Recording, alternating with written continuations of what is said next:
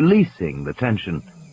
He walked into the middle of the road, looking in the direction of the departed Tyrannosaur. The attack came from the left. The Juvenile roared as it swung its head forward, knocking Regis flat to the ground. He yelled and scrambled to his feet, but the Tyrannosaur pounced, and it must have pinned him with its hind leg because suddenly Regis wasn't moving. He was sitting up in the path, shouting at the dinosaur and waving his hands at it as if he could scare it off. The young dinosaur seemed perplexed by the sounds and movement coming from its tiny prey.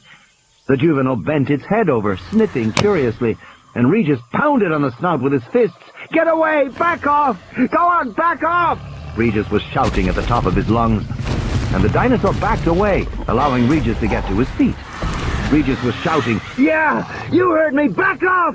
Get away!" as he moved away from the dinosaur. The Juvenile continued to stare curiously at the odd, noisy little animal before it, but when Regis had gone a few paces, it lunged and knocked him down again. "It's playing with him," Grant thought.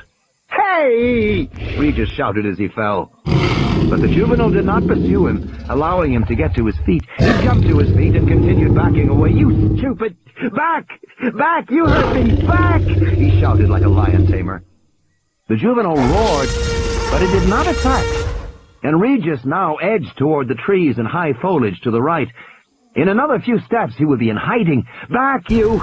Back!" Regis shouted. And then, at the last moment, the Juvenile pounced and knocked Regis flat on his back. "Cut that out!" Regis yelled. And the Juvenile ducked his head, and Regis began to scream. No words, just a high-pitched scream. The scream cut off abruptly, and when the Juvenile lifted his head, Grant saw ragged flesh in his jaws.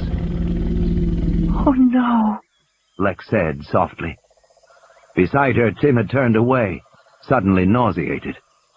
His night vision goggles slipped from his forehead and landed on the ground with a metallic clink. The Juvenile's head snapped up, and it looked toward the top of the hill.